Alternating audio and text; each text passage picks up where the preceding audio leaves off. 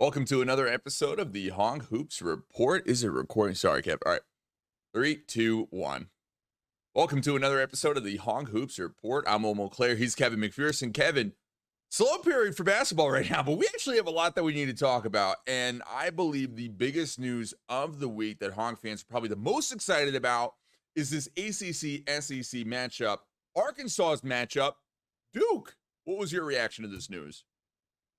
Well, I think it's big time. I think it shows where Arkansas's program is right now on a national stage. When you talk about national relevance, how it's viewed, because ESPN sets these matchups. We know the SEC Big 12 challenge went on for years. Arkansas was typically a part of that. But because there was the unevenness of the amount of teams in each league, there were always four teams in the SEC that were left out. Although the Big 12 was an outstanding conference, it didn't always feel like Arkansas got the marquee matchups when you started looking at the top of the Big 12 and the top of the SEC.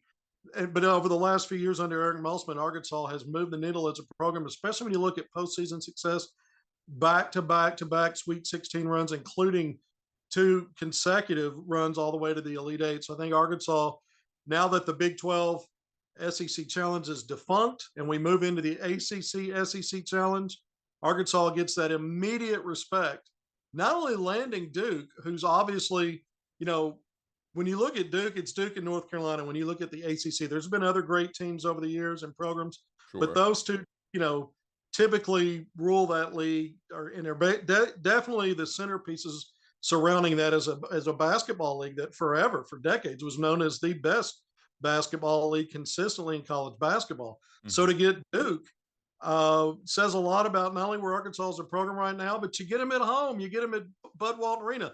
This is the first time ever that these two teams have played on one of the other's home courts. So that'll be interesting. There's not a big history here, but it is a rich history. 4 games, Razorback fans all know the only college basketball national championship was Arkansas defeating Duke 76-72 in 93-94 to win it all. That was the title game. Just a few years Wow. before that, Denver in the Final Four in the semifinals, Duke beat Arkansas and later moved on and then advanced to the Final Four where it got hammered by UNLV. A Mhm. season later, Arkansas defeats Duke in a prestigious preseason NIT tournament in the semifinals of that event to advance to the championship game. Later that year, Duke conquers UNLV, an undefeated UNLV team, in the Final Four and goes on to win a national title.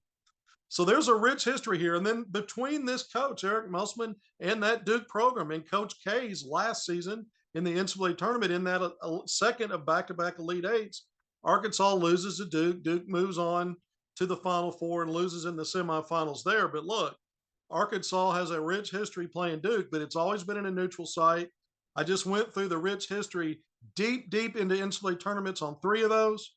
And the other one was a preseason NIT game that was nationally televised. Arkansas won that one as well. And again, Duke went on to win the national title. So when it's Duke and Arkansas, it's always been both teams ranked. It's always been really high stakes, Will. And I suspect when we look at this late November game, Wednesday, November 29th, it'll be televised nationally. It's a late start, 8:15 p.m. Central Time. It'll be televised nationally on one of the ESPN platforms. We know they've got a family of networks over there. But this will be high stakes, even though it's in November, because I think both of these teams may very well be ranked in the top 10 at that time. So it was huge scheduling news just days after Arkansas found out who the SEC matchups and locations were going to be. And we also learned on Wednesday, this was flying under the radar because of that Duke announcement and the ACC SEC Challenge field that was all released on the same day. But we also learned that Arkansas had, and I confirmed this, Arkansas has a home game set up with Old Dominion. Oh, That will be in November as well, November the 13th. So now we know, we found out a couple of home games, one of those being that big matchup against the Blue Devils. Obviously, this will be the second season without Coach K at the helm, but Duke is arguably the biggest brand in college basketball. Kentucky has a case, Kansas has a case, North Carolina has a case, but it doesn't get any better than Duke. And when we talk about those SEC matchups for the second consecutive year, Arkansas is going to play home and away against Kentucky. yeah. I wanted So to ask you about that, Kevin. Yeah. So it had been a while since last season that Arkansas had a home and home with Kentucky. Obviously, they're going to have that again this year. Do you think that home game with Kentucky will be larger than the Duke game, or which one are you more excited for? Well, it's a league game, so in a mini, it's Right. just a different. It matters in a different way. Arkansas obviously wants to compete for SEC titles, Hmm. but when you look at the resume, when you're talking about the net, getting a home game against two teams that likely are projecting top 30 in net, these are going to be opportunities to pick up one wins at home. I'm going to give the edge, despite the conference relevance playing Kentucky. This is the first year of the ACC SEC challenge. And, getting Duke in a non conference game on your home court, that's just almost impossible to do. And so, this is obviously a special thing. And I'm going to go ahead and say right now that I'm going to give the edge for fan excitement just to get Duke in the house. Part of that's because of the national championship that Arkansas won, beating Duke. So even though it was so many years ago, Arkansas may not be in the blue blood levels of teams like Duke and Kentucky, but they're not really far off outside of that first handful or six teams when you look at all-time programs. Arkansas is not that far out of it, and to get two of those at home during the same season, I think is special. And I think this is again big for Arkansas basketball. You never want to overstate it. A non-conference game in November, but let's go back to last November in the Maui Invitational. Arkansas played, two top teams out of the three that they got to play. Creighton, an Elite Eight team, they Hmm. lost that game by a narrow margin, played for third place, and came back to win in overtime against a ranked San Diego State team. But by the way, validated how good that team was by making it all the way to the national championship game in March. And Hmm. so you do, even though you don't want to overplay some of these things, when you're looking at building your resume and you're looking at the quality of opponent and you're looking at the name brand and you're looking at how, when you reflect back on the season, that Duke game, I have a feeling, along with Kentucky, are going to be big, big pieces to what Arkansas does in 2023, 24. Yeah, it's going to be very exciting matchups there. Now, Kevin, you were telling me that you were working on a special report this week. Was it Trevin and who? Yeah, I'm doing just a feature story. I really starting to think about the pieces that Arkansas has. Recruiting is always what fans are excited about this time of year, and fans sometimes forget how important retention is. And Trevin and Brazil, the first to come off the board as a retention piece before Arkansas added multiple players out of the portal. And then after that, kind of punctuating it was Devo Davis's announcement. Now, a couple of weeks ago in my Hog Hoops notebook, I talked about the five returning players, more retention than the season before, and it was only two, and how important that was. And I kind of briefly led with Brazil and Davis, but I'm working on a feature story right now where I'm really going deep on these guys. And the one things I want to talk about when yesterday was a film review day for me. I went back and watched that San Diego State game again. Trevor Brazil had a monster game and was key in a big second half comeback. Arkansas overcomes a double digit deficit. And then I watched the win over Kansas. Also, in the number one seed in the Midwest Regional. It was also the defending national champion. Devo Davis is huge second half, 21 of his 25 points Huge. in that second half. Arkansas overcomes a double digit deficit and wins a close one. And so I looked at both of those players. Those were arguably their best games of the season, and it was against not just anybody, really, really good teams, San Diego State and Kansas. And so I start thinking about what they bring to the court, and that's what's going into my piece. I'm deep diving on that. But just looking at Brazil, it reminds me, even though he only played 9 games, he should be no afterthought to Razorback fans, and I don't think he is. Those 9 games he was done with the knee injury in early December. But just looking at that San Diego State game, 20 points, 9 rebounds, a couple of steals, 14 points in the second half, hit all three of his threes. And you start thinking about a 6'10 player, 7'4 wingspan, elite hops and athleticism. I talk about that length, but has soft skills facing the basket, knocking down threes. A beast in two-man games. You don't know if he's going to pop or roll. And when he rolls, he's playing over the defense. It's hard to stop that. And so these are guys that no matter, even if you maintain integrity, assignment integrity as a defender, his talent and touch will still beat you. And so this guy is a weapon. Musselman, in his most recent press conference early in the week, talked about Arkansas going back and working on offense and going back to Milwaukee's offense it ran 2 years ago with 5 out. That's that's stuff. Those are scenarios and nuances where they put the Greek freak, put the ball in his hands and let him create. And I'm not saying Trevor Brazil's that level of player, but I'm saying on the college level, he's a unique player, and there's going to be there's going to be nuance at times in Arkansas's offense where the ball's running through him. Devo Davis, jump into him real quick, coming back for year 4, that's huge. Leaving the draft pool, he did have that workout with Milwaukee. Speaking of the Bucks, Yeah. but Arkansas gets, to me, 2 5-stars in these guys. But Devo Davis, it was all about heart. It's all about will to win. And he just does, he's got what I like to call sort of a vicious or fearless anticipation when he dives for 50-50 balls or attacks the glass as a rebounder. 3 double-digit games as a rebounder last season, a couple of double-doubles from that backcourt, and then a fearless slasher. And so with him, it's sometimes about decision making, sometimes turnovers. The guy's improved every year. You look at his 3-point percentage amongst the rotation players. Aside from Brazil, who only played 9 games, small sample size, Devo Davis led the team in 3-point efficiency with a decent volume. So here's a guy that I think will continue to improve. And as he cuts down on some of the decision-making problems, as he becomes even more of a leader in the year 4, I think both of these guys are matchup problems for everybody. I think they're all league caliber coming into when we start talking preseason projections. I'm maybe a little early on that. Devo Davis was all defensive team last year. The prior season, he came in as preseason second team All SEC.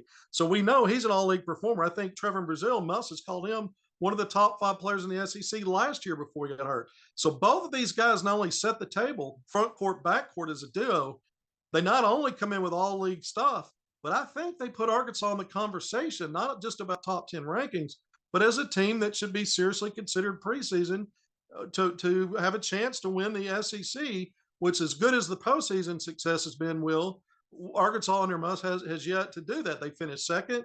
They finished in the top among the top 4 seeds last year. Not so good, although they made the run, finishing 10th in a 8-10 record, but they made that Sweet 16 run. But I think these 2 guys help establish Arkansas once again as a preseason front runner in the league.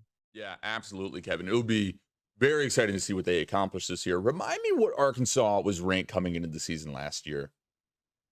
Yeah, they were top 10. Arkansas was top 10. They were. I feel like they were 7 or something. Started 9-1. And of course Arkansas always hits those snags at the start of SEC play, and that was, it was significant. Arkansas got off to a rough start there, and so that was, the undoing for a while, and then they had a 5-game winning streak there, and that was really emphatically punctuated with that win at Kentucky. That was a big win, a 15-point win on the road. It was a quad 1 win. So you had that 5-game win streak. And in the previous 2 years, once Arkansas got on a roll, they just kept rolling. This time they came back down to earth, didn't finish the regular season well, lost its last 3 regular season games, picked up a get off the mat big win against Auburn, an NCAA tournament team, in its first SEC tournament game, but then had to, then lost in the next round. Wasn't able to finish the job in the bubble match or the rematch with Texas A&M. The teams that split and won at home in the regular season. And so what Arkansas was able to do in the NCAA tournament, though, was really a young team. A lot of talent. We know there's NBA talent there. We're going to talk about the new Pro Hogs here in a minute. But I think this team, with the veteran leadership, the experience, I think this team has a chance maybe to not have the early SEC rough patches that the previous teams have had. We'll see how it plays out. I mean, that's been a theme 3 years running. We'll see if this 4th season that is not as much of a problem. But I like the veteran leadership. I like the balance with skill sets and the ability to knock down threes. That's worked against Arkansas.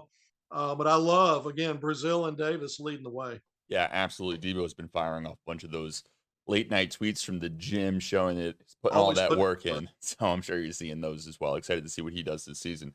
Now, you teased it there a little bit, recruiting. There's not been very many official press releases that have gone out on recruiting lately, but I'm sure stuff's happening behind the scenes, Kev.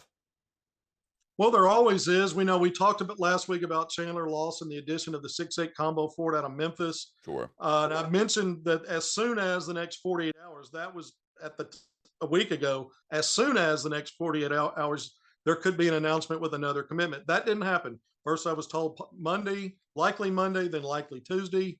And I think Mhm. right now that's in a little bit of a holding pattern, but that's not something to telegraph that something's amiss with the commitment. In fact, there's plenty of good reasons to understand that this is more about a timing thing and less about someone waffling or being on the fence. Arkansas will have an announcement of another commitment.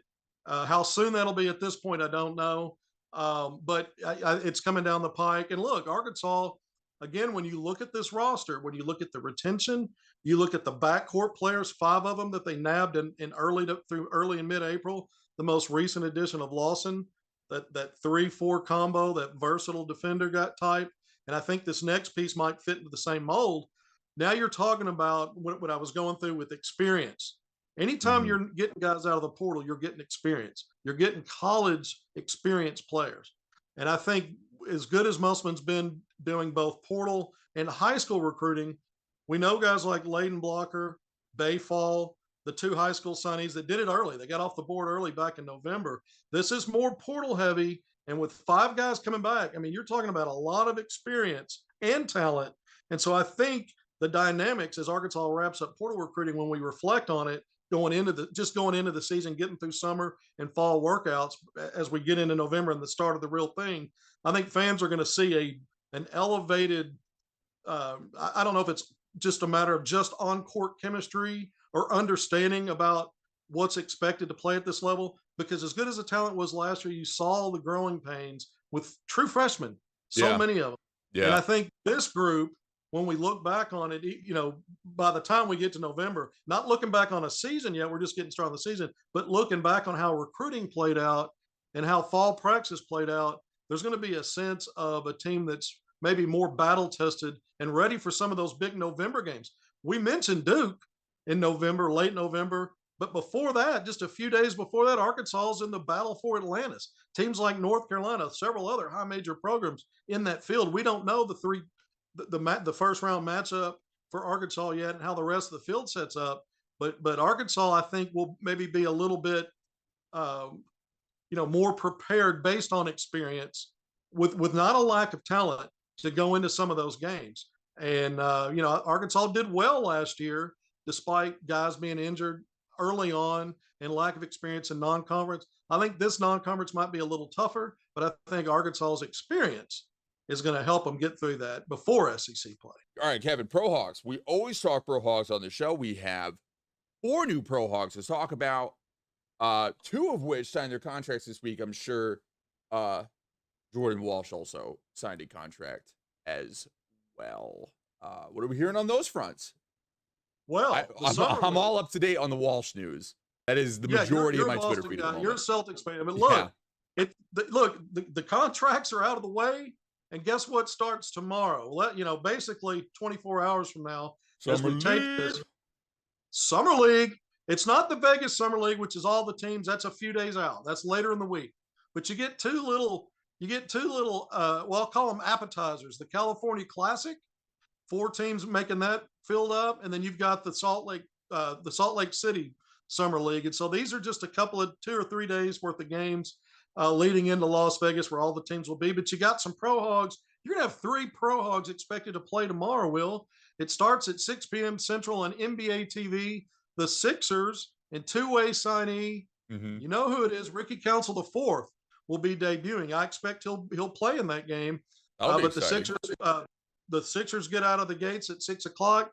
At 7 p.m. Central Time, you've got Nick Smith Jr. in the California Classic and the Charlotte Hornets on ESPN at 7 p.m. Central Time. ESPN game. The Charlotte Hornets taking on the San Antonio Spurs.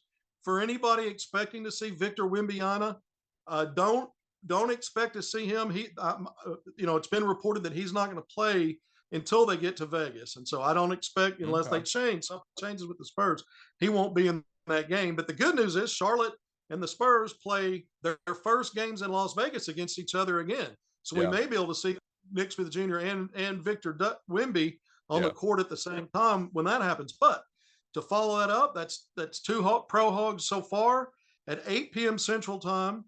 Also on Monday, you've got Jalen Williams. He'll be a second-year player for the Oklahoma City Thunder. They're also, like Philadelphia, playing out in the Salt Lake City summer league event, and so the Thunder will be on the court as well. So Jalen Williams expected to make an appearance tomorrow. So you've got some of those games are going to overlap with each other with those times starting. But you'll be able to, if you've got a good remote or picture in picture on your television, or a couple of TVs side by side, or watch some on your phone and watch them on the TV, you'll have a chance to see three pro hogs going at it. Two of them will be their first pro game experience, even though it doesn't count. Summer League's a big deal. It's gotten more and more popular every year. All Yeah. the games are televised now, Will, and it's just the start. This is just the beginning of so many guys. I mean, we're going to see Anthony Black and your new Celtic, Jordan Oh, Walsh, yeah. on July 8th in Las Vegas. That's their first day to play. That's just a few days out. You're going to see, along with Anthony Black with Orlando Magic, Adese Toney, who's with on that Magic Summer League roster. So they're going to be teammates with the Magic in the Summer League. They didn't play together at Arkansas, but we know what Adese Toney meant to that second Elite Eight run. Big time player for Arkansas. So you've got multiple guys. Stanley Amudi back with Detroit in their Summer League. He had a huge Summer League last year. Really played well and allowed himself to get with the Pistons on one of those restricted contracts. Spent most of his time in the G League. Did get an appearance in an NBA game, but here's a guy that continues to work on his game and hopefully projects down the road as a guy that can be a regular on a 15-man roster. But all these pro hogs are going to be on the court and on the floor in these next few days. And I know Hog fans will probably be tuning in. Bobby Portis, by the way, I put a tweet out because of all the new pro hogs and the guys that have been in the league, even though a lot of them are younger players. Bobby Portis is a true veteran and a guy that was a finalist for Sixth Man of the Year with the Bucks. I put a tweet out that Arkansas will now have enough players in the NBA to have a competent two-deep roster.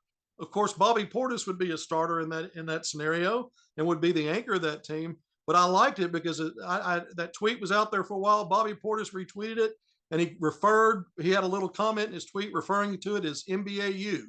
Now, I like that. I like that. Yeah, that's some exciting stuff.